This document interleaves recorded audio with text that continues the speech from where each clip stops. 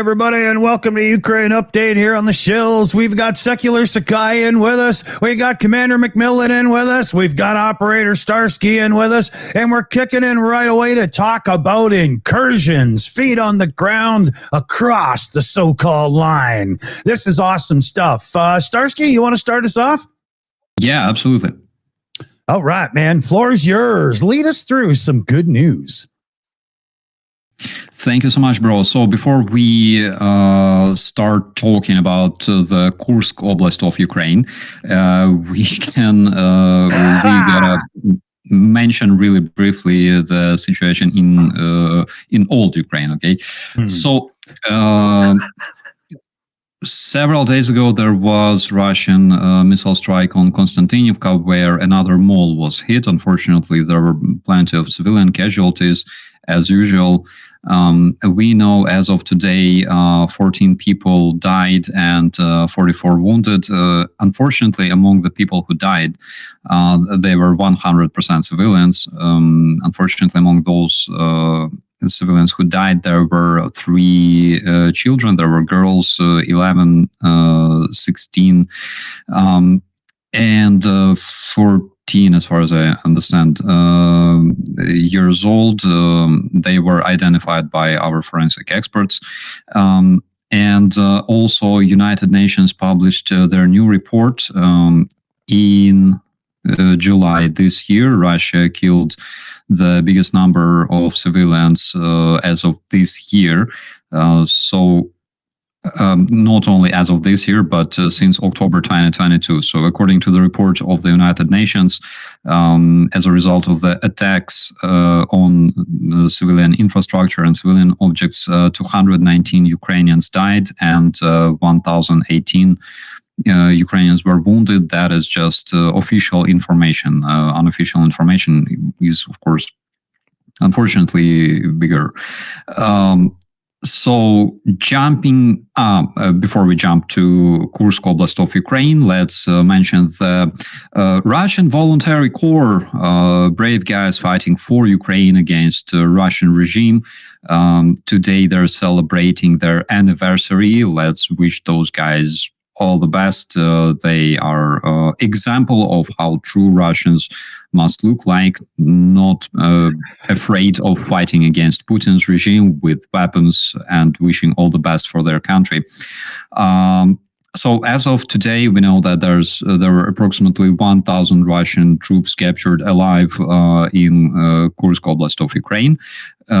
We know that 272nd motorized regiment of the Russian Federation that was operating in the Kharkiv direction, it was relocated to Kursk, and during this relocation, they were hit by Ukrainian flying objects. We know about several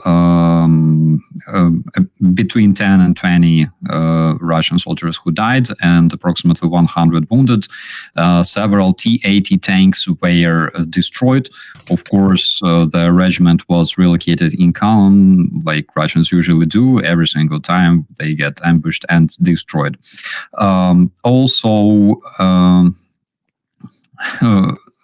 So in order to scare the living shit out their enemies, Kadyrovites, those brave Chechen dudes who dance Lezginka and do all kinds of crazy shit, so they published a very impressive video of Kadyrovites marching. Apparently, it was done to scare their adversaries, scare Ukrainians. Videos made in winter because apparently since winter they didn't have any good footage to share. Another interesting information is the Security Service of Ukraine operators, together with guys from the 80th Air Assault Brigade of Ukrainian Armed Forces, captured a new Russian tank, TNT BVM, in the Kursk Oblast, and this tank joined Ukrainian liberation troops. We also know that Russians are building fortifications in the area of Kursk power plant. We have satellite footage showing this. Also, let me interrupt for a sec. Yep. There's breaking news. Zelensky just announced that the Russians have set fire to the Zaporizhzhia nuclear power plant. Yes, this is true. So currently you can see that on your screen. We can see cooling towers producing plenty of smoke. Those towers are used to cool down water, actually. There's steam going up, and on the walls of those towers, the steam cools down and the water drops down. So according to the information that we have as of this moment, they put a bunch of tires into one of those columns and set those tires on fire, which is like it's insanity. It's absolutely insane shit. It's not supposed to happen. And what else do we have? Russians admitted that Ukrainian troops captured another settlement in the bordering region of Belovsky Rayon. That is Kursk Oblast, still Kursk Oblast of Ukraine. And yesterday, Ukrainian troops were noticed on the territory of Belovsky Rayon. And of course, Russians keep producing plenty of fakes. Fake number one, they made a video that was published on Russia Today with captured Ukrainian saboteur that was captured allegedly in the Kursk region near Gordiivka.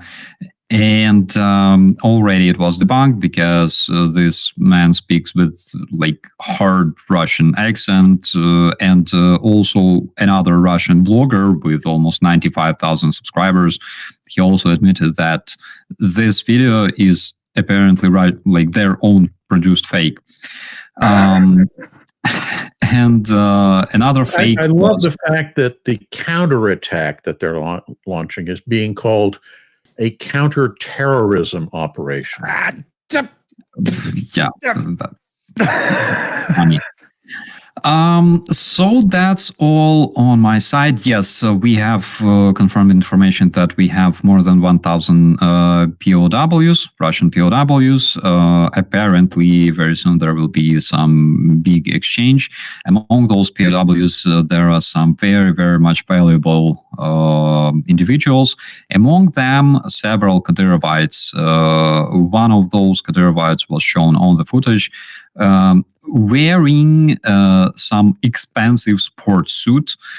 I don't know how to comment this. Anyways, it's like Kadyrovites is like special type of Russian gopniks. Okay, like wearing sports suits, like on the war. I don't know. But yuppies with guns. Yeah, but generally, even though there are some really bad news. No. Another update from Ukrainian Vovchansk. Tonight, it was a big Russian failure, a big failure for Russian troops in Vovchansk. Plenty of Russian troops destroyed, and one of the biggest Russian attacks was deflected.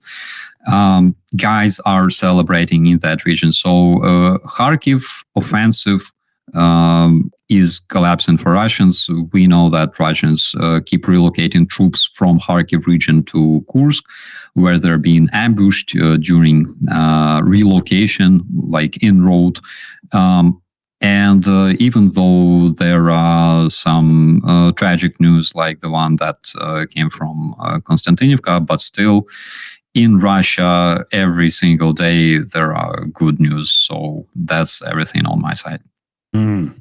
All right. Commander, where do you want to leap off from that? Do you want to go back to Incursion and work our way through some? Well, a little bit. Just, I want to put it in understandable terms.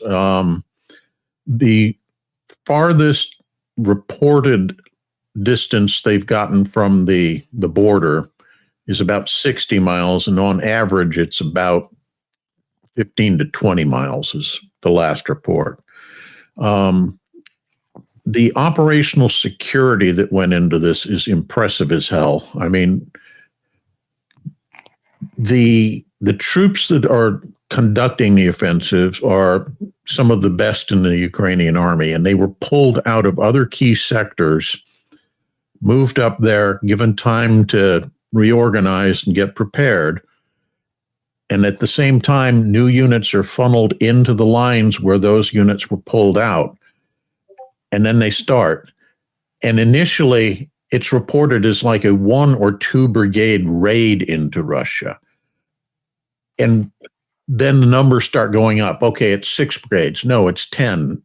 Latest I've heard is 12. It's a very large operation. This is not a raid. This is something different. You want to say something? Oh, me? That somebody breathed heavily, like they were about to say something profound. Sorry. I actually had a question about the operation that I wanted to pick your guys' brains about.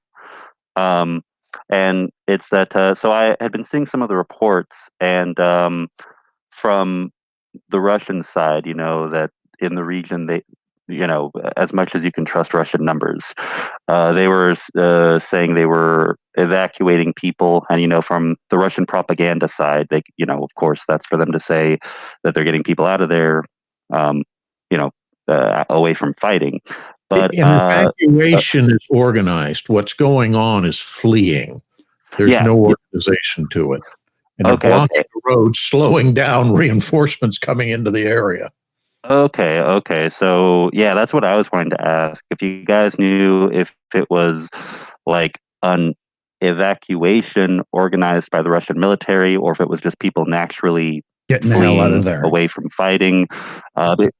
Because with it being such a large number, I was curious if from the Russian side, because there are groups like the Legion Svoboda, Freedom of Russia Legion, and the Russian Volunteer Corps fighting there with Ukrainians about sympathetic civilians in Kursk possibly joining those groups. I I'm sure a lot of people are just scared and are leaving because they don't want to be in an area that's going to see the same kind of bombardment damage that you saw in so many areas of Ukraine that are close to the border. Right. So they're leaving for their own safety. That's understandable. I'm Right. sure there are efforts underway by more, for lack of a better word, progressive or forward-thinking Russian administrators to evacuate their areas, both from the standpoint of keeping the people safe, but probably more importantly, because the more people you have there, the more concern you have to have for supporting them. So, you got to make sure that food's coming into the area for them. You've got to make sure that water, electricity, all of that stuff. But if you make those people leave, then you don't care. It's not a problem. So that's probably part of what's going on. But again, those are the forward-thinking people. And I don't imagine, given the way the Russian political system works, there are an awful lot of those. There is one? Right. I thought it was just dictatorship. Just because he's a dictator doesn't mean he's stupid. Guys, one thing that I noticed is there were reports about in the Russian news about evacuation of the civilian population there, but they don't really like to advertise those news because it's really bad for Russian image. For Russian reputation, like they have to evacuate people from Kursk region that has been occupied by. That's one of the reasons they're calling it a counterterrorism operation, because that sounds like it's you guys setting off bombs or something. It's not an actual military incursion. It's seizing Holy Mother Russian ground. I do want. Sorry. I just wanted to finish real quick. And what I saw while surfing through Russian social media, Russian monitoring channels, there's plenty of videos showing Russians leaving territory themselves. If they have vehicles, people who don't have vehicles, of course, they remain on the Ukraine-controlled territory of Kursk Oblast of Ukraine, and there are interviews with locals that you can already see. There's this beautiful woman who says, "I'm so tired of Russian regime," and yada yada, and she's basically welcoming the guys. And another thing is there was an interview with a Russian woman who said, those invading bastards, we were driving away from our village, and there was this guy who aimed his machine gun on our car. Can you imagine that? Motherfucker, you're alive, you're speaking. There are people who were trying to escape Bucha, and they were literally shot at point blank. Yeah. So the difference is of course amazing. You know? Taste freedom, asshole. Absolutely, but at the same time, I haven't seen footage portraying literally Russian, Rosgvardia or Russian rescuers helping people to get evacuated. Maybe that footage exists somewhere, but it's not really popular in the news. You will not find a lot of that in the news. Yeah, absolutely. I'm gonna one sec, Sakai.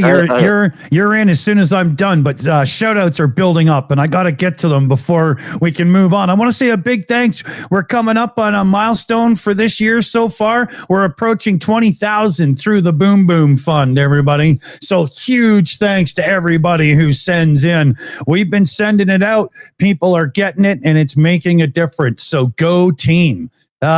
Let me just get a couple in here quick, and I'll make sure I'm caught up.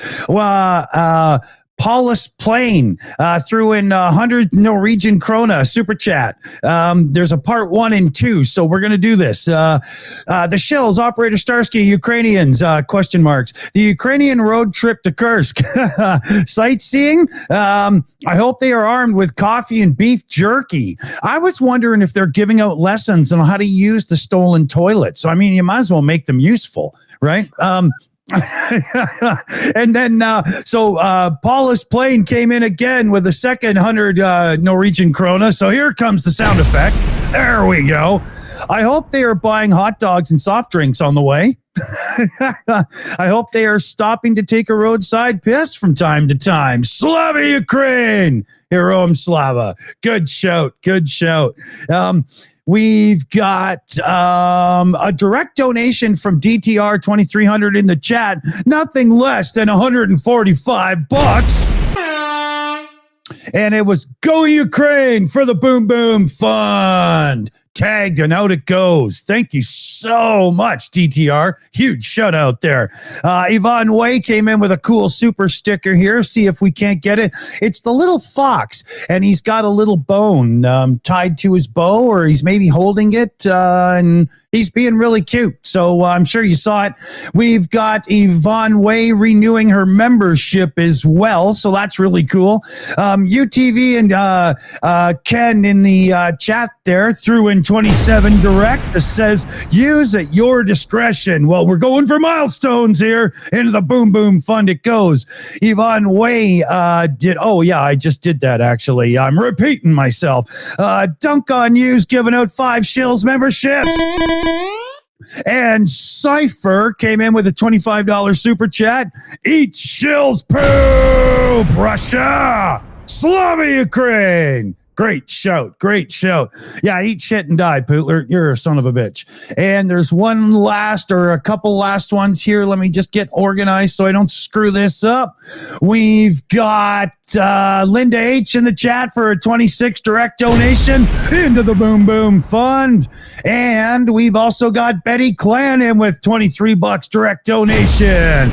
Boom, kaboom, shakalaka. Into the fund it goes. We might do this 20K thing today, fellow babies. Oh, I love you guys. And there's another one in here.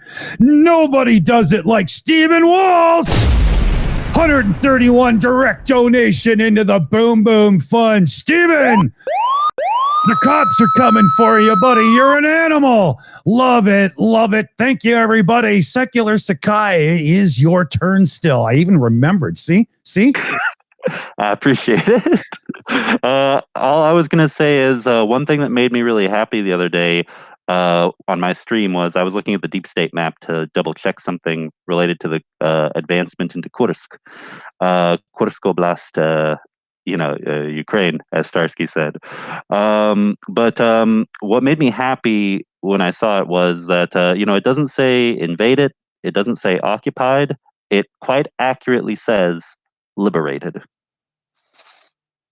So just wanted to, language matters. Yeah. Yeah. So, yeah. Yep. That was it. Just small aside. Yeah, cool. Okay, so I wanted to pose to everybody here. We're still talking about the Kursk Oblast of Ukraine.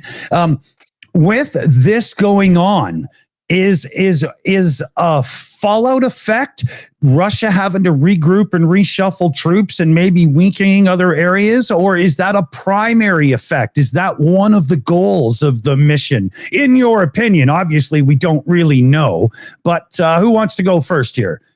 Commander, you're chomping at the bit. You jump in. Yeah, I think it's definitely having an effect. Some reports I've seen have said that the areas that they were doing offensives around Avdiivka, the effort they're throwing into those operations seems to be slacking off because probably they're pulling out the more experienced units to send north. You can tell based on, I think, some of the speeches and images that we've seen of Putin since this started, that it's definitely worrying him. It's, and I've said this before on the show several times, it's a perceptual matter. And if he's losing control of Russian territory, it makes him look weak. That in turn leaves him potentially vulnerable to one of the other ambitious oligarchs deciding to move against him. I think it's premature to say that's going to happen, but it's certainly, I think, based on the way he has been presenting himself, it's certainly something that's on his mind. Mm. The one that I thought was interesting, somebody noted this in one of the speeches he was giving, not an interview, but a prepared speech. He had a verbal stumble, and they said that's probably the first time that's happened. Oh, yeah.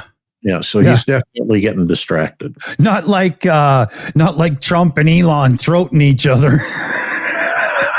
That was the funniest thing I've ever seen. We'll play the clip after, but let's stay on topic here.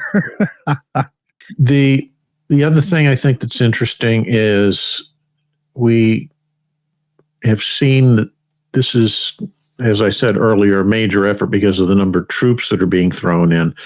But it's also apparent that they're making efforts in other sectors. There's reports now of something going on in the Belgorod area.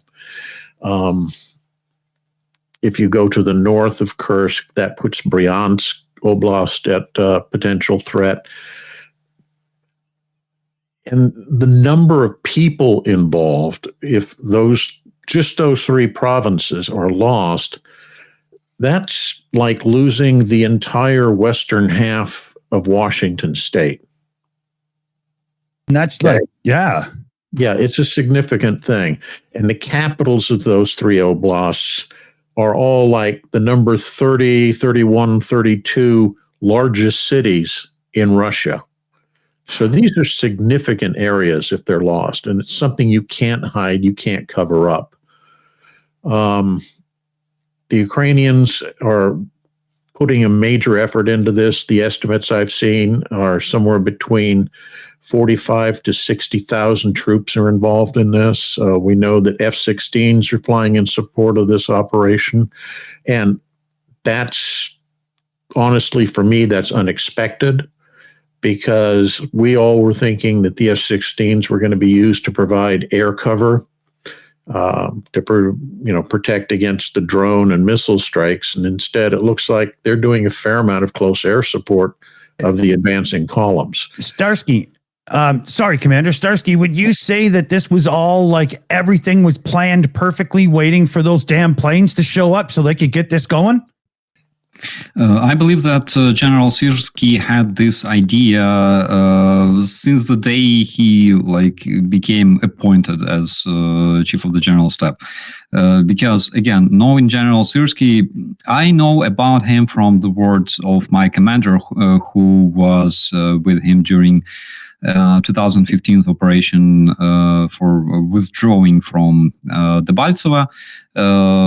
It's not far from the Svetlodarsk, not too far from Svetlodarsk. And from what I've heard, he's a pro. He's a professional military who has insane experience in fighting Russian regular troops, Russian hybrid troops. And he also commanded the whole operation that took place during the siege of Kyiv. So basically, Sirsky is responsible for liberating Kyiv in 1 month. It literally took him 1 month with the available troops that we had. That's impressive. I think that he had this idea a long time, before, maybe even before he was appointed as chief of general staff. We've talked a few times, all of us here, about old Russian thinking in leadership. Is this somebody who's taken the fact that they have that thinking in their head, but stepped aside from themselves, and they're now using it as a weapon against the Russians instead of just doing what they know? Well, of course, because this general received education during Soviet times. He's very well acquainted with Russian type of mentality, with Russian doctrine and field manuals. And he's really good at using this against Russians, because Russian doctrines, they didn't change much since those times. They tried to introduce some changes, basically translating Russian field manuals and implementing them in Russian military doctrine, which failed because it's a completely different army. with different structure and things like that. So he knows exactly their weak point, but of course, intelligence plays a huge role here because Russians spent, I believe, something like 16 billion to build 2 lines of defense in Kursk region.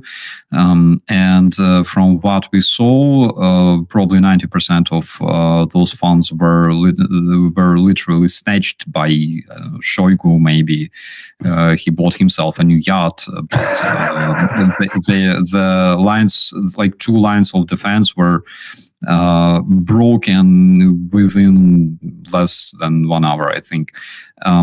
And also another thing I wanted to mention was generally from standpoint of like image of Putin, like the whole operation is a huge failure for him. It's a huge loss. There was not like they didn't expect nothing like that to happen because of course they were convinced that they like have 2 like strong lines of defense and nobody could even possibly get through those defenses. They knew that there was information that Russian intelligence was reporting that Ukrainians were building troops, were preparing troops to invade somewhere like Kursk or Belgorod direction. And according to information that we have, Russian intelligence had this information 2 weeks before the operation. But Putin didn't want to believe this. And apparently... It's so common. Yeah, that kind of thing where intel will tell you, hey, we're seeing signs that something's about to happen. And the leadership is so filled with hubris that they ignore it and then get kicked in the groin. Yeah, absolutely. It was a big hit for Putin. Dude's mad. Like, dude's really mad. You can tell from his face. Yeah. What he hates most of all is ending up looking stupid. And wow, has he pulled it off to a point of masterclass, right? Well, we're not seeing any more shots of him bare-chested riding a white horse. So. Or the bear. Or the bear. I love that gag. That poor bear having to haul all that shit around. Oh, well said. Yeah, poor bear got latrine duty on that one.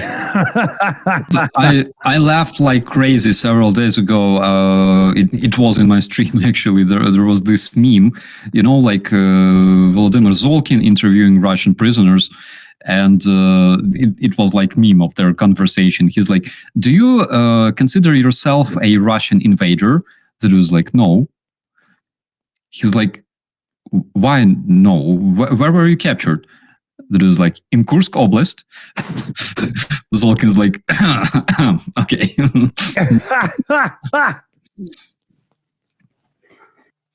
Oh, that's funny. I retitled the show actually, "Kursk Oblast of Ukraine" in quotes. Oh! I got a quick question about the Belgorod region, because I've been seeing this when I was looking up information on it earlier, and I'm just curious. Whenever I just Googling it, multiple news articles like the Kiev Independent, Newsweek, Ukrainska Pravda, all have this image of the Georgian flag next to the Ukrainian flag in the Belgorod region. And I'm assuming that has to do with Georgian Legion and Georgian soldiers fighting on the side of Ukraine in the war right now. But yeah, has that been a big thing that any of you have heard about, the Georgian Legion or Georgians in particular in Belgorod? Oh, yeah. Yeah, absolutely. And one of the things is you must understand that there's quite a lot of militaries who remember Russian invasion of 2008. And since that time, Georgians couldn't even imagine of going to places like, I don't know, Gori, or Abkhazia, those cities. And now they're like roaming around Russian Kursk like giga chads. They don't care, you know. So they came to Russians just the way Russians came to their home and brought death and destruction. Just the same way they're now roaming around Russia, giving not a single damn about it.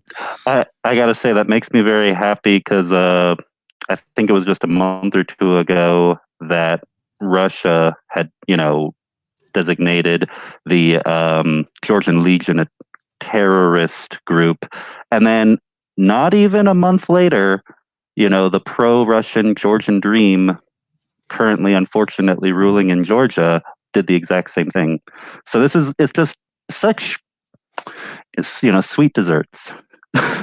Yeah, absolutely. But we should not forget that Russians also designated, for example, LGBT as extremists and terrorists. It's like they designated Facebook as being an extremist resource. They designated Instagram, and it's a big thing for Russians, by the way, because in Russia they had so many those legit Instagram influencers, right?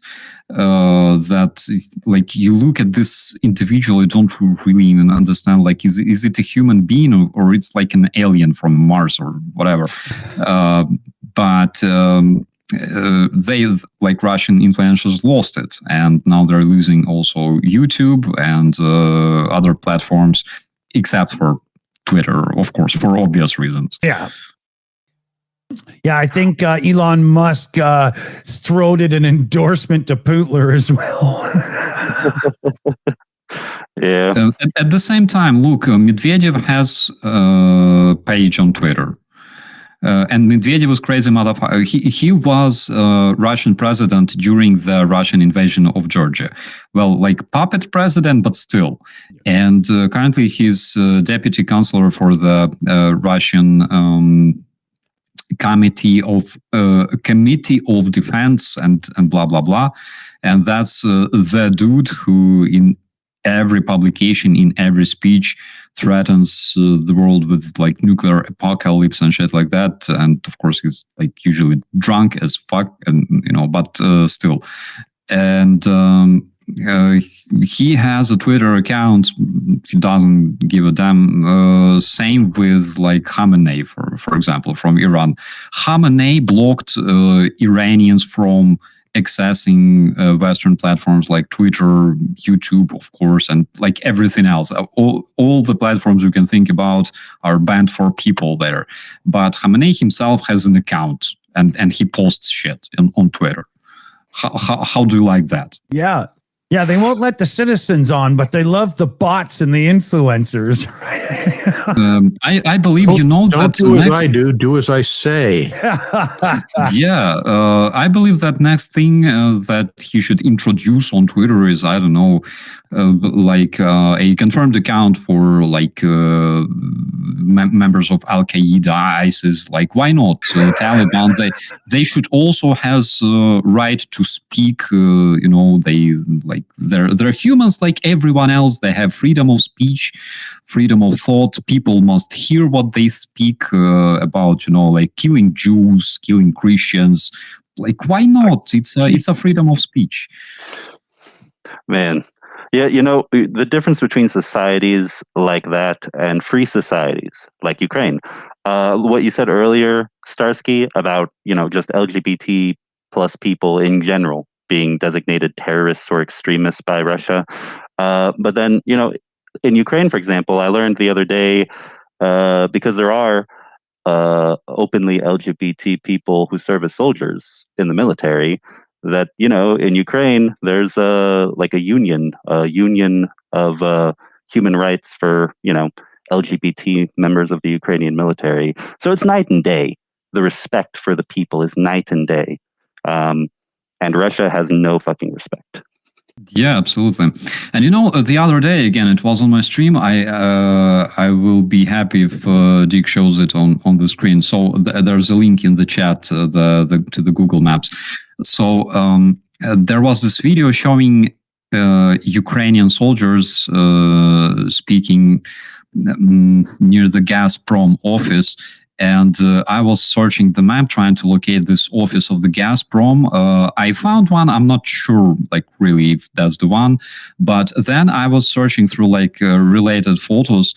And there, on the link, you can see, like, if you can open the photo of this beautiful place. There is, like, wait a minute. Like when you open a link, there's, like, on the left side of the screen, there's, like, this big yeah, that one. So that is Sudzha, and that chat is like Department for Social Protection in Sudzha. I was looking at it, I'm like, holy shit, this place needs protection, like from corrupted Russian regime. Like, look at this crap. It has, like, 2 stars or, like, 1 stars in the Google rating because it's insane. And people go there to, like, receive pensions and, it looks condemned.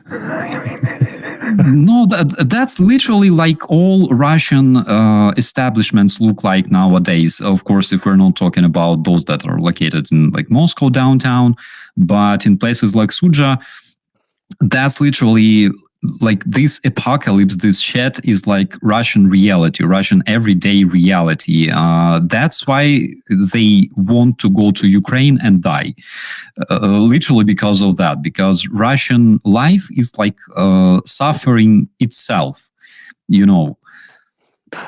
I took a look at that, Starsky, and what I loved from looking at it was that the last review from 2 years ago was a 2-star review from someone who I'm sure just was upset with them. But then the most recent reviews were 1-star reviews with Ukrainian flags on them. And I think we know who might have left those reviews in the area. Yeah, I guess they came there. They like, oh shit, we gotta make, like, we gotta surface the whole structure, make maintenance, renovation, and it will look like, like legit Ukrainian SNAP, Center for providing administrative services that, like, we have in Kyiv, for example. Jeez. Yeah, I was just taking a look around there quick on it, and it's awful. I mean, it looks like a town after, like, 2 months after a riot, when the small town council still hasn't figured out where they're going to find the money to start trying to fix things. Holy, unbelievable. Quick couple shout outs here, and we'll move it on here. So Sahar's Zia. I think that's how I would get that out properly. Direct donation in. This is for the beer fund. I can't give you enough hearts for that. Those hearts should have, like, bubbly beer in them for that. Wouldn't that be amazing? Have to keep Dr. Dawson fortified. Hey, thank you very much. That's my kind of action. And if I switch over to my other room here, we've got Stephen Walsh in for a super chat of $100. We love you, Commander. Oh, that's awesome. Great super chat. Doesn't he sound great with his new mic? That was an awesome idea. I'm sure you're all loving it. And then we had Stephen Walsh again come in. And I don't know what it is with YouTube, but every time Stephen Walsh super chats, YouTube says, hey, let's celebrate their 10th super chat on a live stream. How many times can it be his 10th super chat? We've already had his 10th twice today. YouTube, you're morons. But thanks, Stephen. Thank you very much. Awesome. Where do you guys want to take it now? Okay, Sakai, what you got in your mind? Yeah, because I unfortunately will have to leave here pretty soon, but I've got a news transition that I think is quite interesting that we might want to discuss a little bit. From the Kiev Independent, Germany must be ready for war with Russia in 5 years, Commander says. And this is from Commander within the German military. Germany should be prepared for a large-scale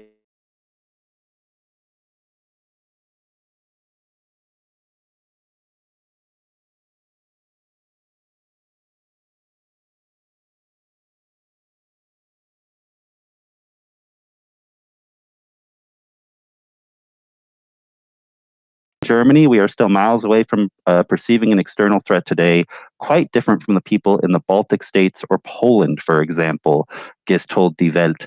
But my internal clock as a soldier is running and tells me that... Bro, you're muted. You're muted. Oh, I hear him. Uh-oh. Oh. Yeah, I think Sakai, I've seen Oh, your thing go sound like back. red in the back, so I think you're losing connection as well. Oh, shoot. Okay. It hasn't been too bad from my end. Let me also check my volume. Am I still muted? No, you're muted to him only. It's a issue with the thing. Hold on. It's because your connection is getting lost. The guys in the commentaries report that you were muted, but now you're back. Okay, Oh. okay. Okay. I refreshed his mic in the back, so it should be okay now. Okay. Sorry about that. Thank you. Basically, what I was saying was just that from the Kiev Independent, Germany must be ready for war with Russia in 5 years, says a commander of the Hamburg State Command of the German Armed Forces in an interview. And his quote is, "In Germany, we are still miles away from perceiving an external threat today, quite different from people in the Baltic states or Poland, for example. But my internal clock as a soldier is running and tells me that in 5 years' time, we will have to be resilient as a society to withstand an external military threat."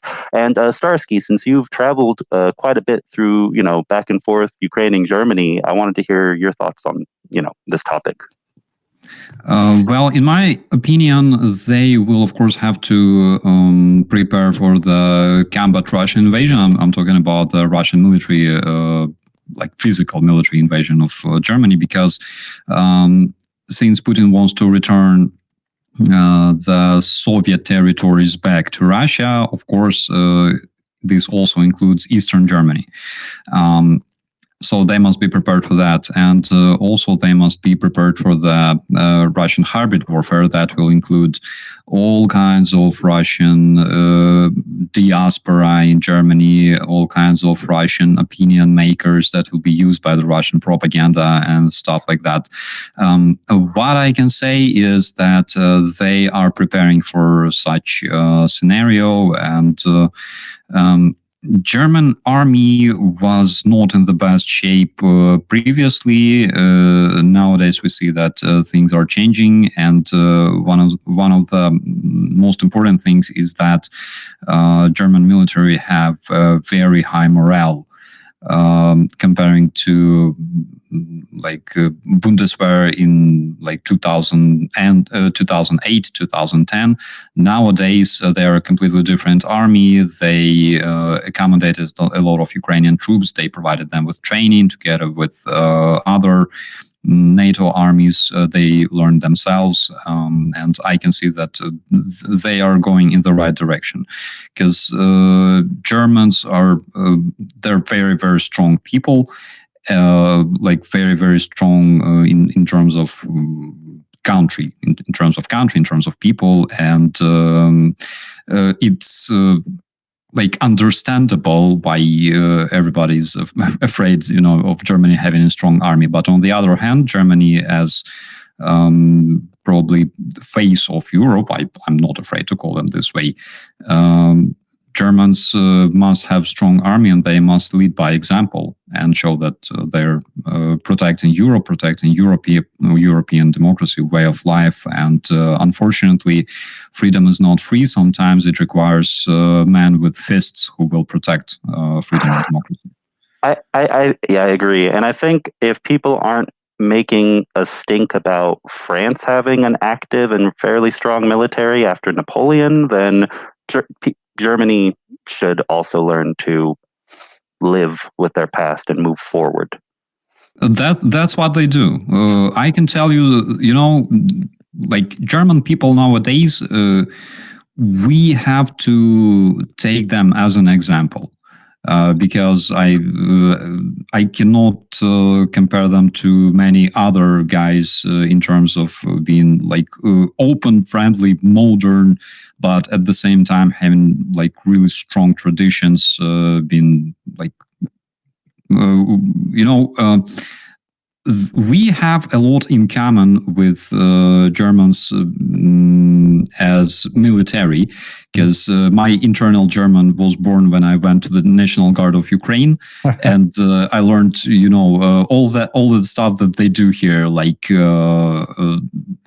in terms of like following rules and all that. When I see German people like following the rules that they create for themselves, my internal sergeant, like he's like enjoying seeing that. It's absolutely beautiful.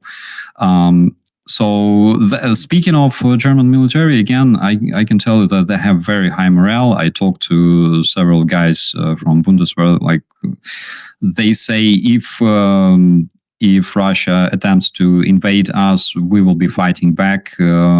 Also, there's a lot of civilians who also want to join, like territorial defense, let's call it this way, in Germany. They are not afraid. It's not like in 2014 when everybody was scared. What should we do? Oh my God, Russia snatched Crimea. Should we like just close our eyes and pretend that nothing happens? Nowadays, they are confident, they are brave, and they are ready to act. This is very, very important. I think you need to kind of put this in context, though. After the wall came down, Germany's focus shifted. During the Cold War, they maintained the second largest army in all of NATO. It was very large and very expensive to maintain. When the wall came down and they reunited with Eastern Germany, they needed money to bring Eastern Germany up to the same standards as Western Germany. That must have been a serious amount of cabbage, man. Huge amount. I mean, even to this day, we're talking, 30, 35 years since that happened. When you're driving in Germany and you cross what used to be the inter-German border, you can tell immediately that you're in a different place. Yeah. Oh, and politically, people still discuss that difference between the East and the West inside of Germany, and you can tell from which parties are more dominant in which regions. Exactly. And so all of that money that had been going to the military, they shifted to try to bring Eastern Germany up. And it's only recently that they're beginning to realize they can't leave that vacuum in the European alliance mini nation structure. They have to have a significant standing army because that's what their economy is. That's what their role as the main land power within the European Confederation is. So they have to step up and do that. Right. One thing I learned about Germans, again, from my German friends, is that when they talk about friendly rivalry of because there's Poland. Poland is growing exponentially in terms of power, in terms of military power, economical power. Currently, a lot of people compare Poland to Germany in terms of economy. And when it comes to this type of friendly rivalry in terms of becoming leading country, leading force in Europe, Germans are they are kind of too shy, but at the same time they have great potential. They are amazing, and if I love people in Sweden. I love people in Spain. I will be rooting for Germany, of course, because I have a lot of friends here. But they deserve it, and I completely support such type of competing for becoming the best, because this is how the progress is made. Pushes exactly right, exactly. To continue on this topic, Shahar Zia, I do believe is how I would say it. Question to everybody here: can we expect to see Chinese troops on the eastern border of Europe? Oh, before you guys answer that, I'd love to stay, but I unfortunately got to go. Great conversation, buddy. And running late. So Thanks. Keep up the good conversation. Love you guys. Catch you Take later. it easy, buddy. See you soon, man. See ya. So I'll answer that question. I don't think China is going to want to send combat troops. I think that they want to show some sort of token support for Russia without angering the West, who, let's be honest, their economy depends on. So they may send like medical personnel or engineering personnel or something like that. But you have to realize China's essentially on the other side of the planet. So supporting a large Chinese contingent would be extremely costly. And the Chinese economy is famously strong right now, right? Oh, yeah. So I don't see a large number of the people getting sent. I heard something like they were sending 1,000 engineers to do like road repair and fix bridges and things like that.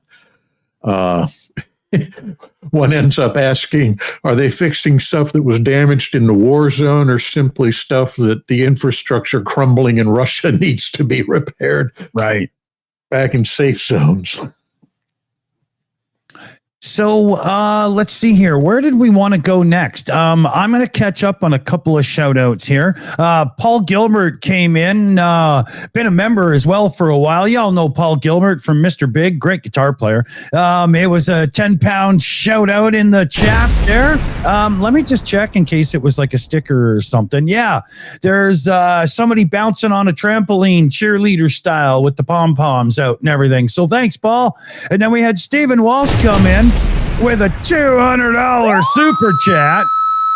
We loved seeing Arctic Defender. It was awesome to see Germany and Alaska. That's a good one. And that's a huge super chat there, buddy. Thank you, Steven, so much indeed. Here, get the hearts out too. Come on, Apple. There you go. All right. And I think we've got a tip that came through the system, Streamlabs.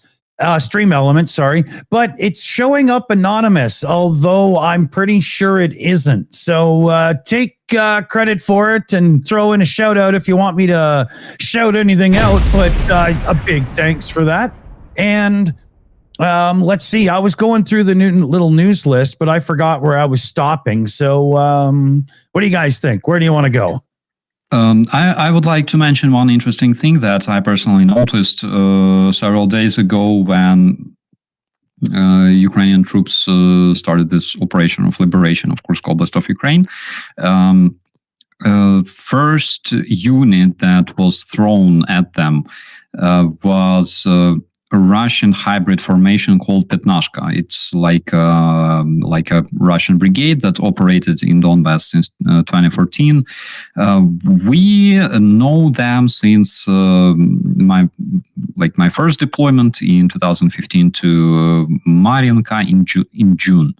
Petnashka attempted to attack Mariinka and take it from Ukrainian armed forces. They failed because they were lured into, we call it a fire bag, voyniный мешок, and they were eliminated using our multiple launch rocket systems, and several were captured, but primarily a lot of vehicles and Russian hybrid personnel were eliminated. So they consist from all kinds of Russian destitutes, all kinds of Donetsk separatists, that kind of guys. And this brigade was thrown at our guys in Kursk. So it was suspicious because they are not pros, they're not, Rosguardia, they are not Spetsnaz, nothing like that. They're just like a bunch of pirates, literally. There was this huge column consisting of bukhankas, those old Russian Soviet-built minibuses, minivans, bringing troops. They're old. They're produced in like 70s, and that's the kind of transport they had. Why they didn't bring like regular troops? Why they didn't bring like professionals? Where were the Kadyrovites? Nobody knows. So they throw that brigade, which that very evening was obliterated by HIMARS strikes, by I believe drone strikes as well. After that, they tried to bring reinforcements through Lipetsk airfield, and Lipetsk airfield was hit as well. I don't really know what kind of troops were involved. Literally no idea. Maybe Rosgvardia, maybe. But after that, they also relocated this 242nd or 72nd Russian motorized regiment from Kharkiv, and those were already like regular troops again that were obliterated during their march towards Kursk. So this is interesting. Like in the beginning, they apparently heavily underestimated the Ukrainian forces that were introduced there on the border. They apparently thought that they could throw like Petnashka at them and they would solve the problem, which was a failure. It was a big failure. Then they brought reinforcements through Lipetsk, apparently Rosgvardia. I think there were Rosgvardia.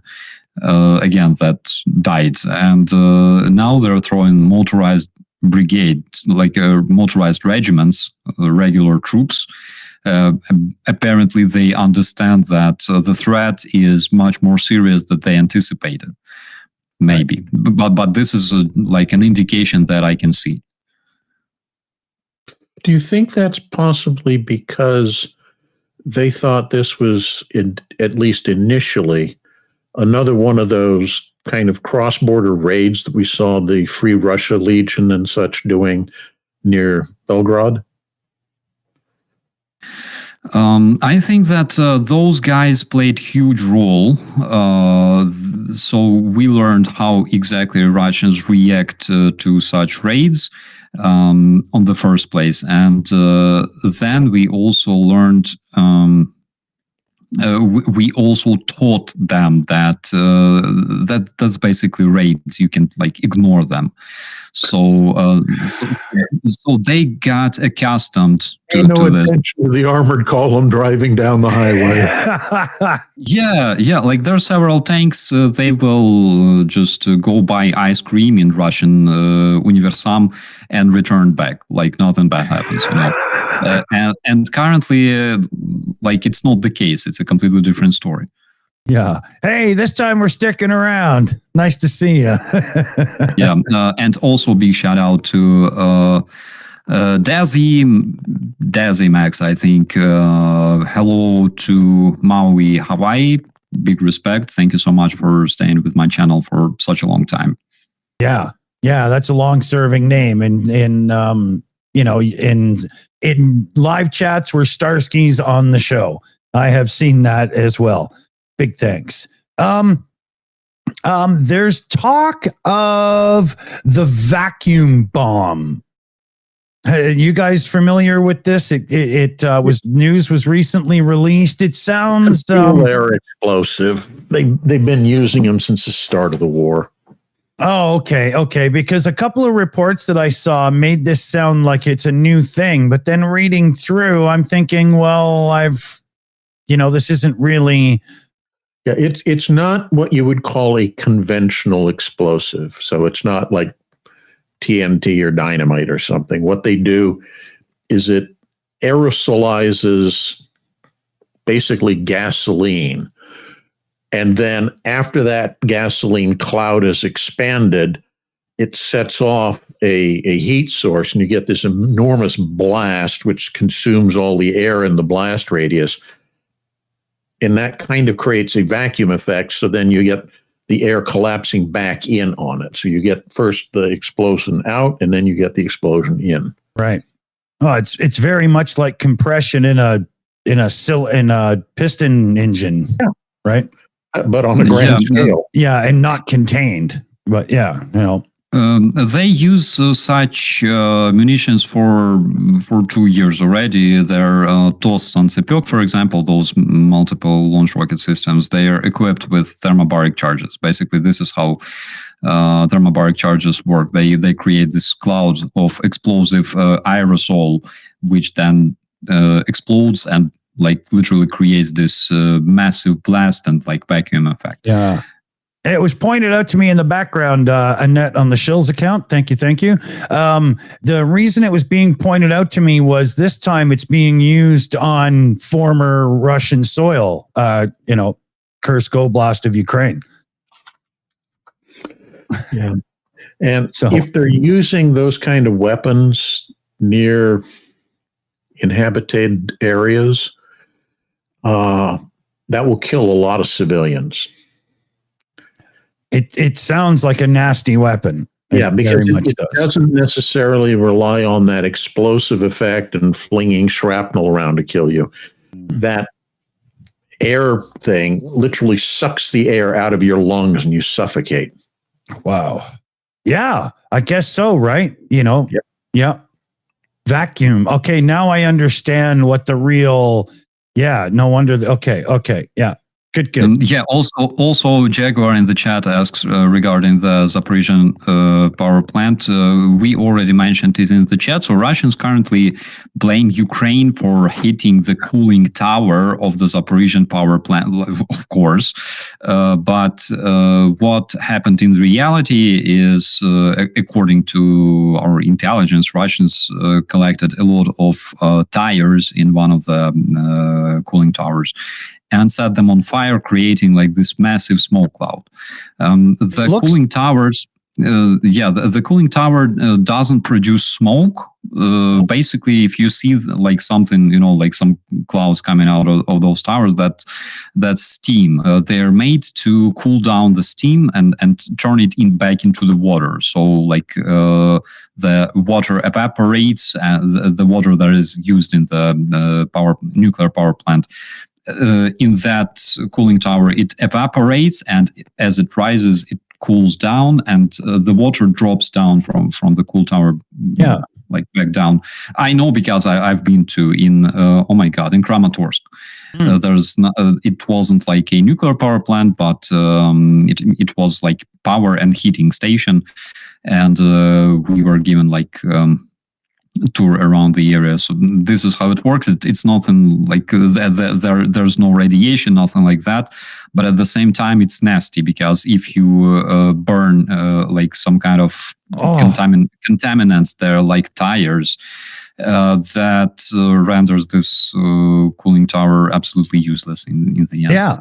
I've seen, if you're an HVAC person, it's kind of like the condenser. But that I've seen a tire fire before, and the smoke is very reminiscent. Like it's got that ugly, toxic look to it, Yep.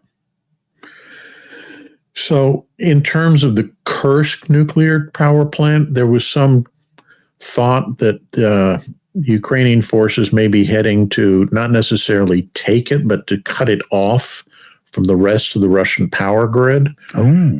This is kind of important because if they do, it really does a number on Russian military logistics in the area, because Russian military logistics is almost entirely based off of a rail system model, and about 70-75% of all the locomotives that the Russians use are electrically powered.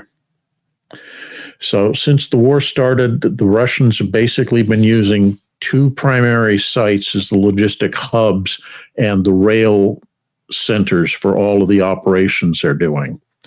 One is in Belgrade and the other one is in Rostov. If the Kursk power plant gets taken offline, that means that you can't really use the Belgorod switching yards and rail hub. So it then everything has to get routed through Rostov, which will then be overtasked, and it will adversely affect the Russian logistic picture everywhere.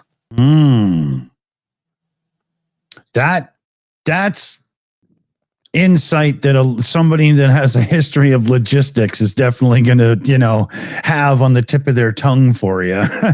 But yeah. I just wanted to it's a good analysis. I have a different different thought because several days ago President Zelensky announced that Ukraine will be able to produce 1 more gigawatt electricity. Maybe that was the intention. No, just unhook the cables. Keep it running. If the power cables connect back to Ukraine is the question. Yeah. Oh, yeah. Couple of shout outs here I'm going to run through. We have Russian NAC there. I'm sure there's a gag I'm missing. Super chat here. As a Malaysian ethnic Chinese, no way China will send troops to Europe. We care about cash more than Europe. Like, not that they care about cash more than Europe does. They care about cash more than they care about Europe. I'm pretty sure that's how I'm supposed to be taking that. Besides, China wants Taiwan and northern Manchuria. So, good points for sure. And China really wants the whole Taiwan thing. I still think they want to get their hands on TSMC, one of the world's premier chip fab companies in Taiwan. We've got Demetrius Ziganovastin with a direct donation. Konas, Lithuania, Slava, Ukraine. Starsky, is this the end of Russia? With a little smiley face. That was $11 direct donation as well. So thank you there, Demetrius. Man of the Wood threw a member message in here. I think it is. Does a song exist for Vatnik Tears? I think that wouldn't be hard to write, like do up a parody song or something that we could get through the copyright system on YouTube. I'm going to earmark that. Good idea. And then Stephen Walsh came in with a $20 super chat as well. Thermal barracks are great for cleaning the upper floor. This is true. I remember that when pro-Russian terrorist leader Givy was cleared from upper floor. He was cleared from his office using RPO Shmel, which is like Russian-produced so-called flamethrower. Basically, it's like a grenade launcher that launches a thermobaric rocket. And he was cleaned perfectly, like not a lot of him remained after that, so I can confirm. Yeah, and speaking of Chinese, by the way, like this feature, caring about finances, I completely respect it in Chinese people, and this is something that saves my life here in Germany, by the way, because on Sundays everything's closed. It's a rule. Like it's a rule in Germany. Like you deserve to be free on Sunday. You're not supposed to work. Like you can sue anybody who wants you to work on Sunday.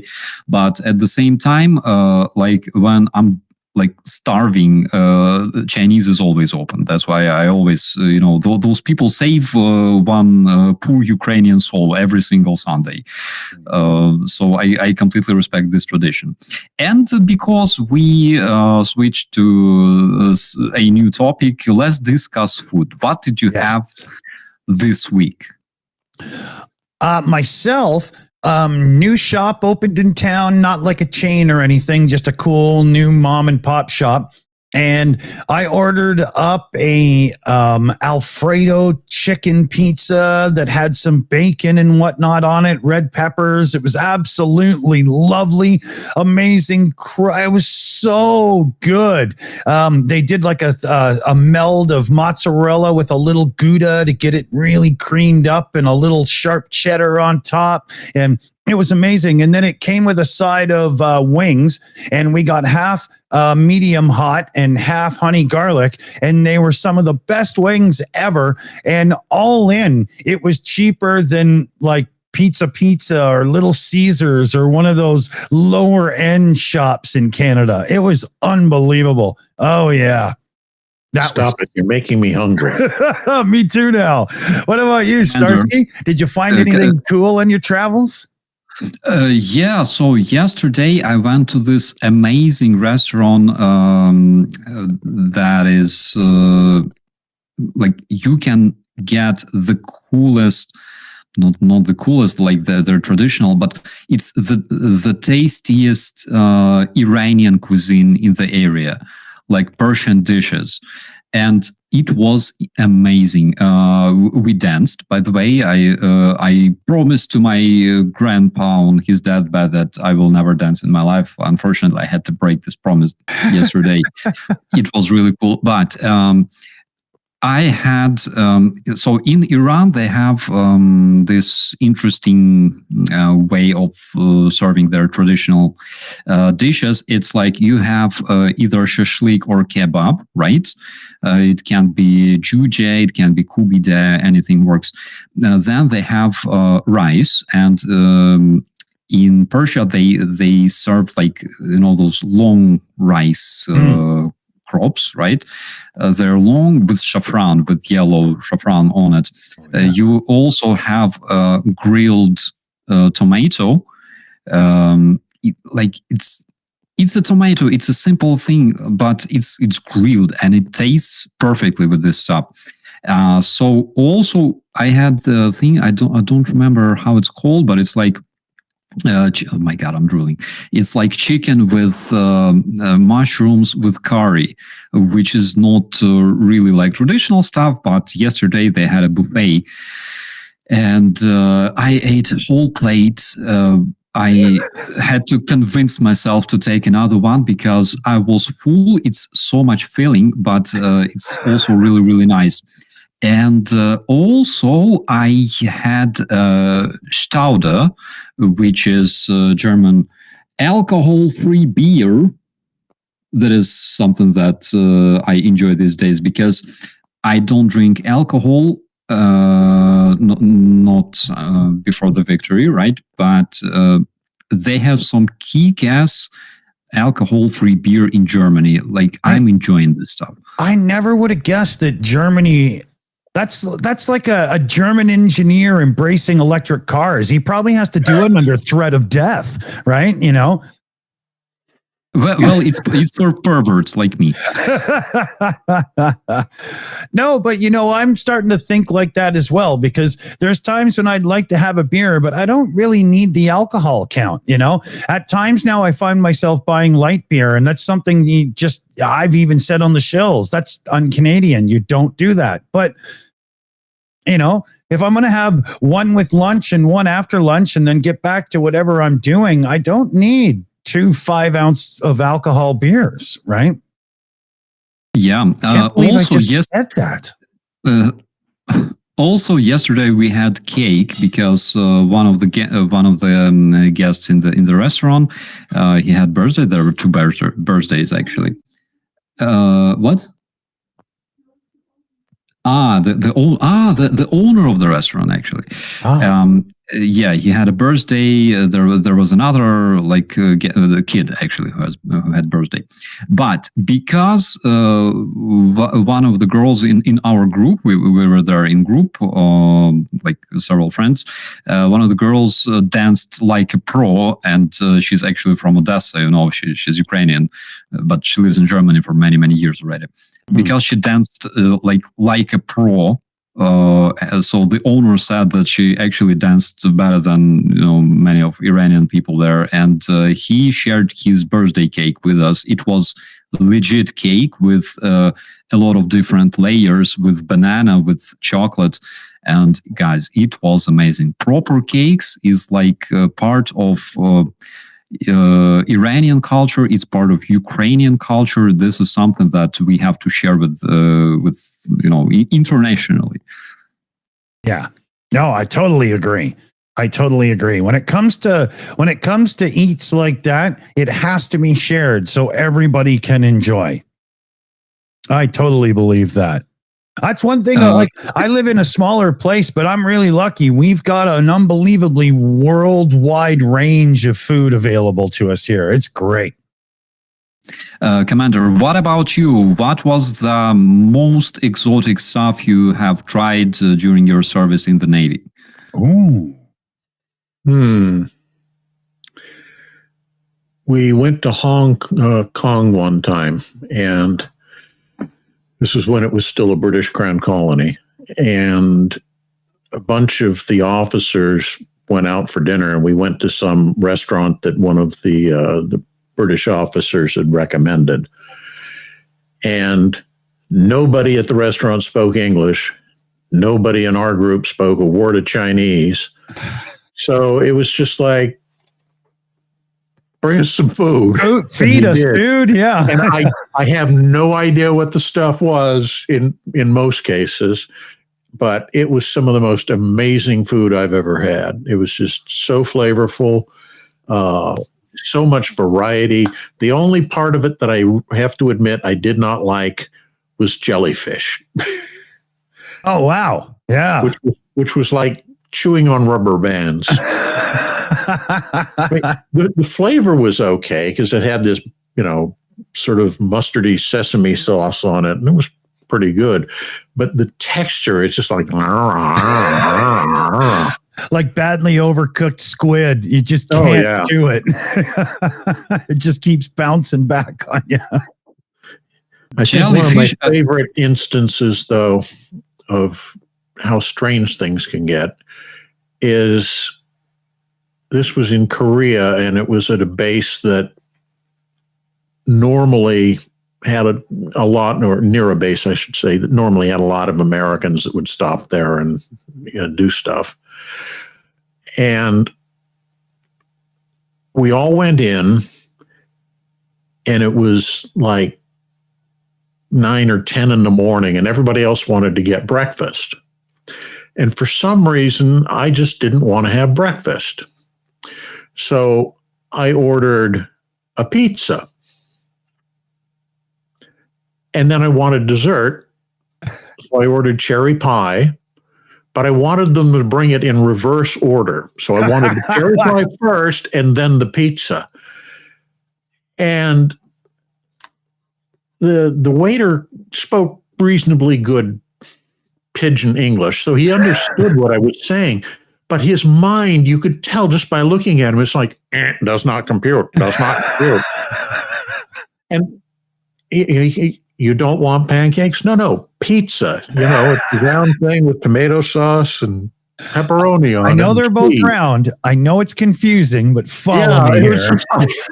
It was like, this is not how you Americans eat at this time of day, and you're doing it in the wrong order. What's wrong with you? Oh man, that's good. I'm gonna do a couple last shout outs here. So you remember I had an anonymous tip, and because the system screwed up and I couldn't figure it out. There is a little bit of personal information you end up getting because it goes through PayPal. And now I can confirm that both the first one and a second $20 tip are both Dunk on You 23 in the chat. So big love there, Dunk on You. Thank you very much. And the message is, keep up the good work. We'll work as hard as we can to keep it up. Well, at least that's what I tell her on the weekends. Thanks, buddy. Thank you. There was a couple other shout outs here. Sorry, almost done. Okay. XAJJ Killers in the chat came in with let's go. And then we had Petra Olsen come in with 129 Swedish kroner with love to Ukraine. Go Ukraine, go. In the boom boom fund it goes. Thanks, Petra. And I have a shout out to do as well because we still have our fundraiser going with the Portuguese battalion of the NATO 69th Sniffing Brigade. So there's the patches there. They did really good in honoring Sam Newey, and we're in touch with his mother, and she will be joining us soon coming up on the show. So we'll have a good chat.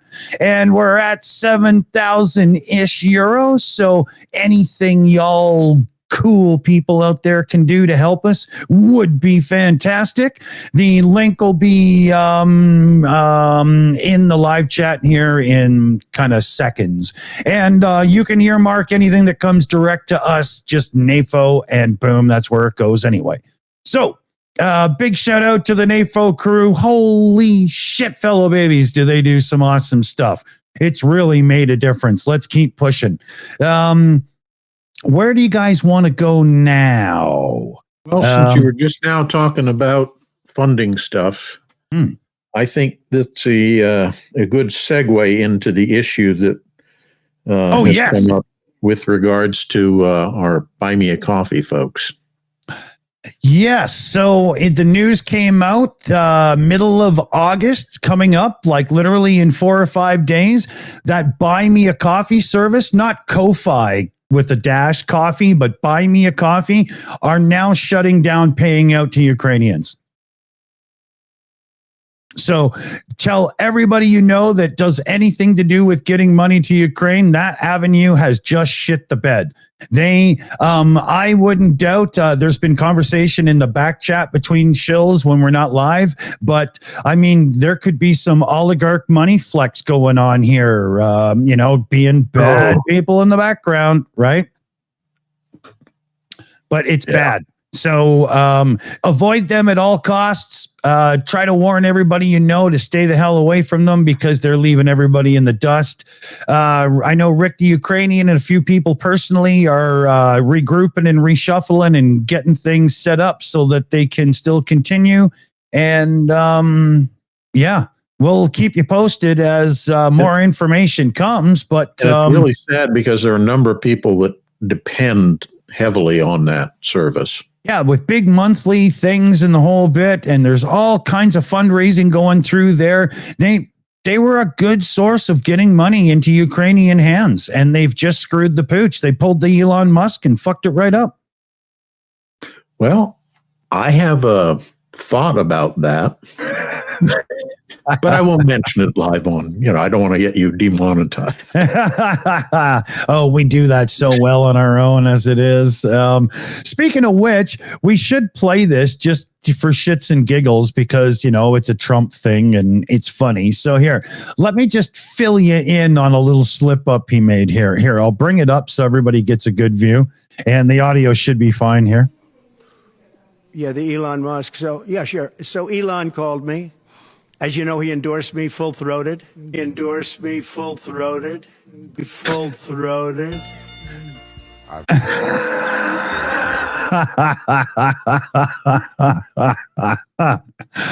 Hey man, he said it, not me. I'm telling you, it's was Stormy Daniels involved in showing Elon the technique involved? I'm just curious. I bet there was some lessons, but we won't find out till he goes to court again if he paid for them or not. Oh yeah. Yeah, Monobank. Mr. Nobody in the live chat there. Rick has switched to Monobank and they have a monthly system set up now and everything. You're right. Thank you. I was trying to go through our private chats because I remember he told me, but I just couldn't remember what it was and I didn't want to commit and say the wrong one. Thank you. That's it. Yeah. Okay. So a little laugh at Trump. We're good there. 127. We got about 15 minutes here before I'm starting to push the time limits. Where should we go before we're forced into wrap-ups? Where is my document here? I'm not even sure.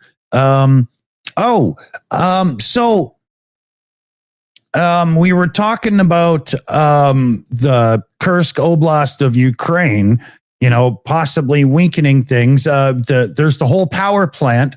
So wouldn't that, as we were discussing that, I wanted to get this in before, wouldn't that mean that because of the power plant, Russia is going to be forced to severely reposition to try to keep that? Because like you were saying, Commander McMillan, the logistics behind that power plant's importance due to the rail network and stuff. Remember that Starsky said in his opening introduction comments that the Russians were starting to fortify that position. Right. Now, we've discussed that enough that I do believe all of that will come together. Do you think then, Starsky, the history of the man and stuff, the new man in charge there, wouldn't he be the kind of person to see all this unfolding as well and now have a secondary push ready in a couple other places? And like, it's to me, I'm thinking like playing chess. I'm drawing everything over here. I've got an attack ready on the other side now too, right? That plays out as logical, doesn't it? Yeah, to an extent. Yeah, absolutely. It's possible, but like it's so hard to predict. What happens in his mind tomorrow. What we will see in like 2 weeks. That is something I'm not even ready to predict. Not at all. How about this one as a wrap-up question? It's also worth noting that the Ukrainians don't need to take the power plant. All they need to do is cut it off from the rest of the Russian power grid. Oh, okay. Good call. They don't even need to do much. There is power station, and near power station there is always this podstanция. Transformation station. So that stuff, like station itself, the reactors are usually protected against, nuclear weapons. Right. But the transformation station is usually exposed. Right. It's like the most vulnerable thing there. Like 2 shots from, RPG or one unknown flying object crashing there, and that's it. Yeah. Well, your troops are already relatively close to that. So all you need to do is take a 155 millimeter howitzer, lob a couple shells. There goes the transformer station, and you're done. Has there been any American rhetoric politically on either side so far come out after this push across? Has anybody started to... I took a quick look and I didn't really see much. There is, but it's really low level and not organized. So I think it's individuals within the bureaucracy acting on their own initiative. There hasn't been anything, coming out of the main Kremlin PR office. But basically it's all this, because the Ukrainians are using American weapons, it's obvious that the Americans are invading Russia, that kind of thing. But it's, like I said, it's bullshit. Yeah, it's nonsense. And yeah, I think it's just people saying stuff to say stuff so that the golden leader looks down and says, "Oh, aren't you brilliant?" Yeah. The only response I've heard from the United States after the operation in Kursk Oblast was that as soon as this happened, they announced new military aid to Ukraine, Stingers and artillery shells and things like that. And I was like, well, that's a legit response. Yeah, I like that for sure. Yeah, you're not wrong there. That's good news. That's good news. Now what we need is hold it and advance weapons, right? Yeah. Let's see here. I don't really, anything else we could cover, we would start getting right into a new thing and time limits and all, And I'd love to talk about what's going on in Israel, Lebanon and everything, but that's a good half hour to cover that in meaningful depth. So yeah, good point there.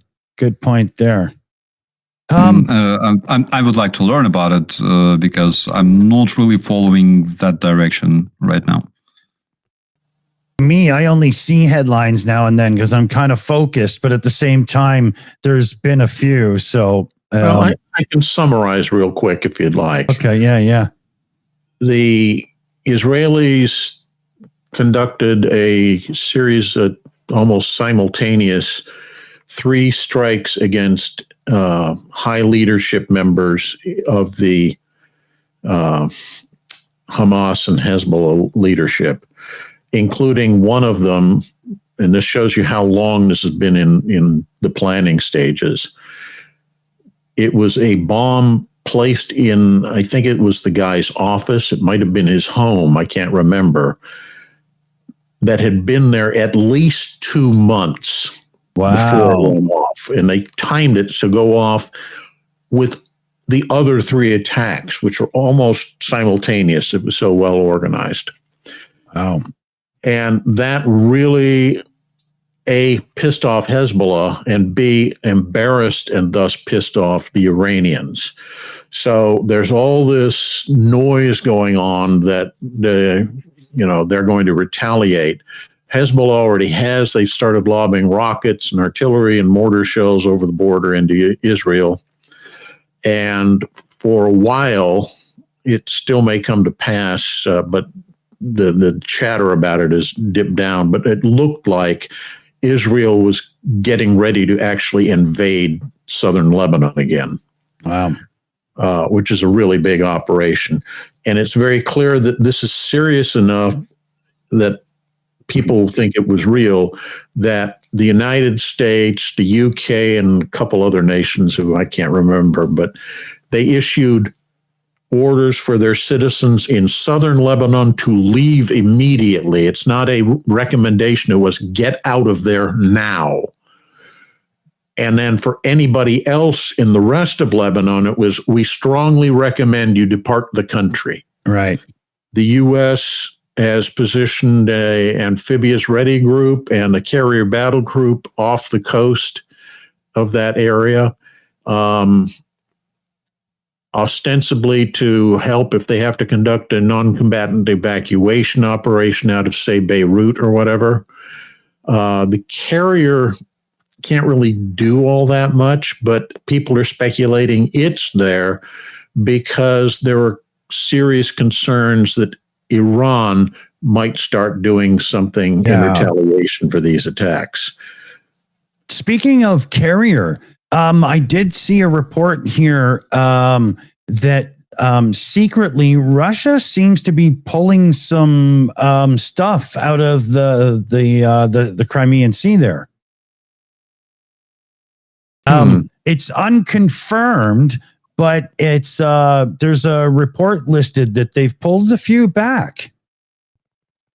There's many reports that I've heard a couple of weeks ago, apparently, that Black Sea Fleet is now called Azov Sea Fleet because they, after the strike on the Russian submarine, they relocated like almost all their combat-worthy vessels to Azov Sea, where they're harder to reach. And Black Sea is basically empty. Like there's not a lot of combat-worthy Black Sea vessels in the Black Sea. That's the thing. There was a question from President Reagan. Hey, Starsky, you were a cop. How many corruptions did you see? If you like, I can tell you a bit about that. Mm-hmm. So I became a cop in 2015. It's like I enlisted in 2014, late 2014, but 2015 is basically when I was officially recruited, right? And passed my training. And back in those days, Ukrainian police was known as militia. It was like Ukrainian version of police. Corrupted like 100%. This structure was insanely corrupted, especially like road cops, those like big guys, big guys. Not sure if they would run like 100 meters without dying from stroke or I don't know. I'm not sure where they would even like order their clothes with their uniforms. They're usually high school football players that didn't go to college, so they just go off and become tough guys with a badge. But those guys, they're muscled. These guys, they were big, but I didn't see much muscles there. And if you know what I mean, like I had this impression that they were like eating criminals, you know, and there was a point when we were stationed on a checkpoints around Kiev. Our battalion was sent there to reinforce the road cops. That basically didn't do much. And it was really interesting because they were taking bribes like easily. They were corrupted. They were stupid, and they were taking bribes like this. And because my battalion was formed from former policemen that got re-attestated, and like they passed through examination that confirmed that those guys like trustworthy, and also former members, former activists of Revolution of Dignity. So we were like this. We were united in the same battalion. They hated us because as soon as they would like to ask like a driver or somebody for a bribe, we would be like, guys, what you're doing here? You know? They hated us so much. I had this idea how to like eliminate Ukrainian corruption, and it was back in those days, even before the revolution. I thought like one of the coolest ways to like destroy corruption in police, for example, in a country, would be hiring policemen from abroad. For example, hire like German cops, Polizei, right? Like they don't take bribes. They don't care. They do everything according to instructions. That would literally eliminate all the problems. But late 2015, those road cops, by the way, sometimes they would get deployed to the area of the anti-terrorist operation in Donbass, for example, where they would again, I suspect that they were like eating separatists because like they didn't get smaller, but we were calling them pistachios because their armored vests would not close. They were too small for them. That's why they look like pistachios. There was this moment when we received information that a separatist on a car is moving in our direction, and we were ordered this interception plan, and we were getting in a position. We're taking taking position and chambering our rifles, and those guys are like, "What are you doing?" We're like, "Well, we're going to intercept a car with a like dangerous criminal," and this dude is like, "Oh, okay," and he walks to like side of the road and like dives into bushes and disappears. And it was really interesting because like I saw like hippopotamus diving into a like river, for example. It's something like that. It looks impressive, like literally. Yeah, but the hippo has a smaller mouth. Yeah. And late 2015, we had this like complete reform of the police, where patrol police was introduced. We became part of the national police of Ukraine. A lot of those fat fucks got fired. Thank God. Like I will not miss them at all. And one thing that was absolutely impressive was that American cops and also German cops and policemen from other countries as well, but German cops, they were most valuable ones, in my opinion. They helped us to train the national police in Ukraine, and those guys were like, they were legit. Cool. They were absolutely legit. And also, Ukrainian police during the Russian invasion and siege of Kiev, specifically, they helped to stop Russian troops, for example, in Brovary. It's southeastern part of Kiev. It's, I believe it was second night, maybe, or first night. I don't remember exactly, but there was a report when Russian armored column tried to roll to Kyiv through Brovary, and Ukrainian National Police stopped them. And just so you could imagine how it happened, imagine a cop, right, wearing like full armor, having like RPG-7 behind his back, okay? And he's standing there like smoking on a checkpoint, and there's like a box of Molotov cocktails next to him. Cool. Yeah, and then there's He'll his get body pulled over with for like... speeding in Ukraine. Yeah, it sucks. You don't want to break, you don't want to violate in Ukraine anymore. And then there like this, his body with like PK, or PKM with like machine gun. Jesus. So those cops are like Ukrainian cops. You don't want to mess with them. You will regret this shit. Yeah, I think I would have been a more straight edge kid. I've got to go back with, you talked about the nickname was pistachios. Yeah.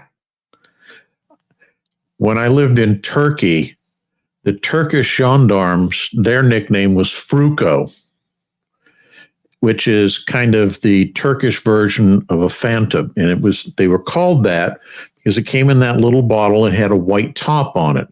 All the Turkish gendarmes wore these silly little plastic helmets. So they were all called Fruko.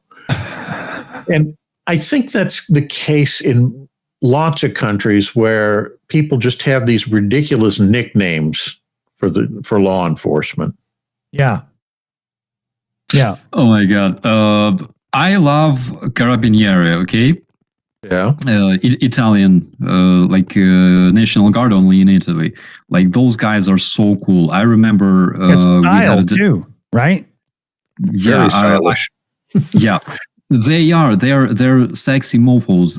I believe they have like the sexiest uniform in the army, like in the Europe. And there was a delegation that we met in Hostomel. There were some of those guys.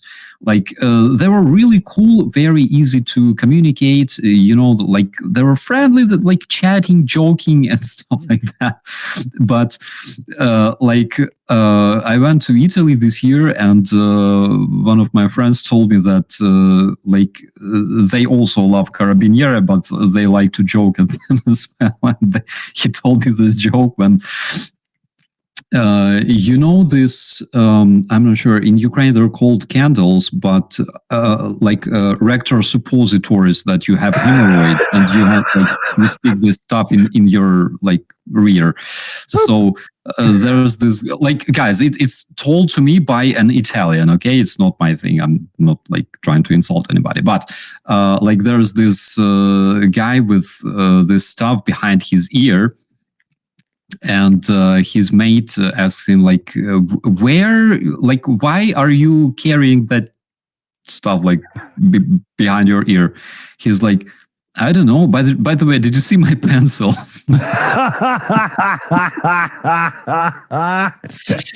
He could sit down and sign his own name.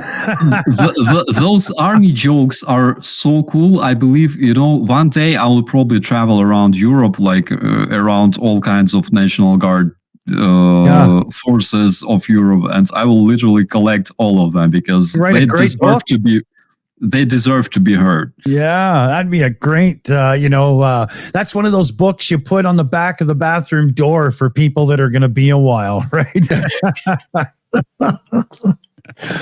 Oh man.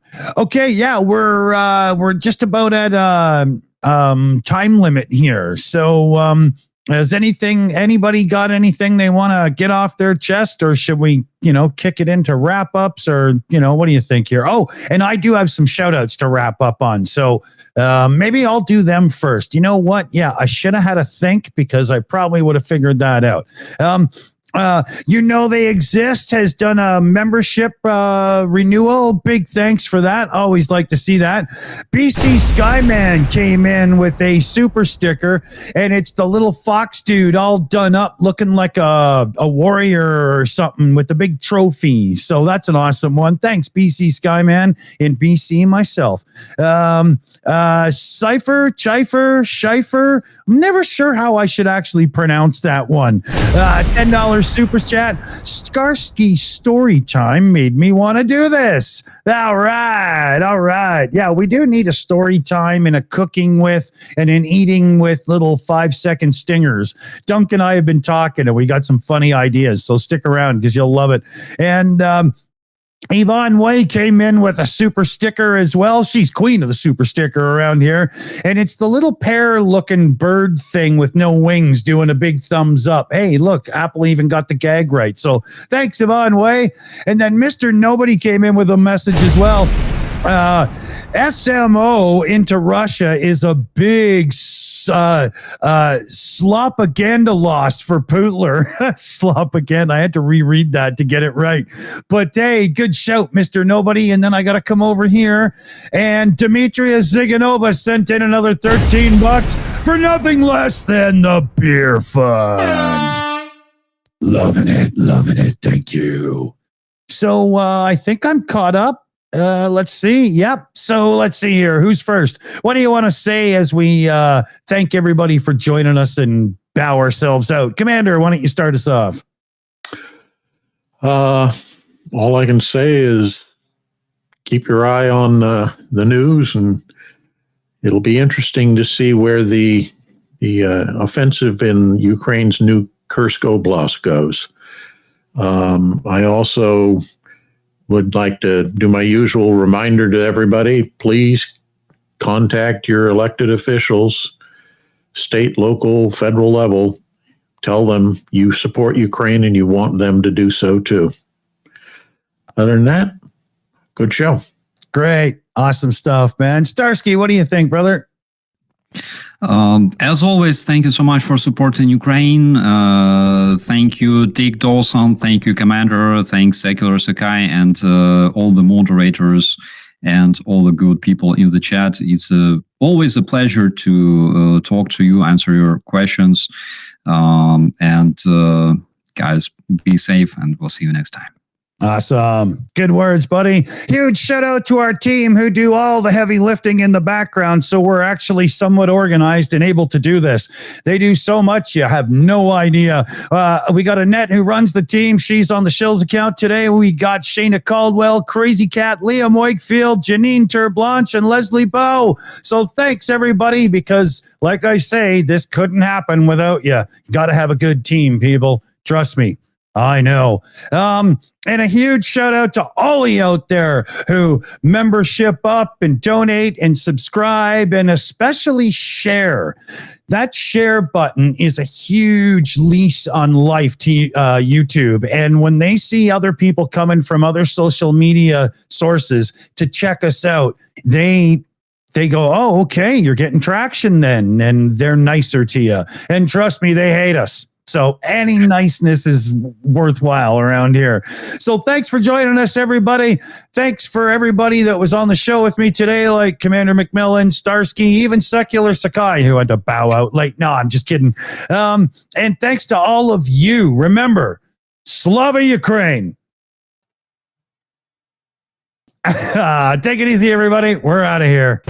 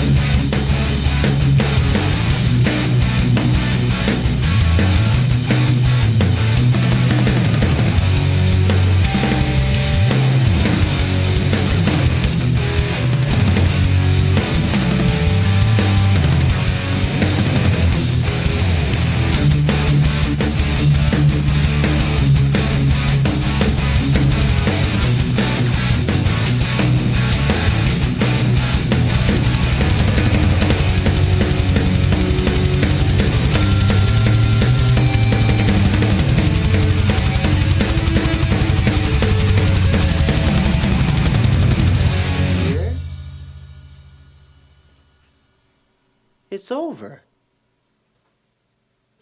Go home.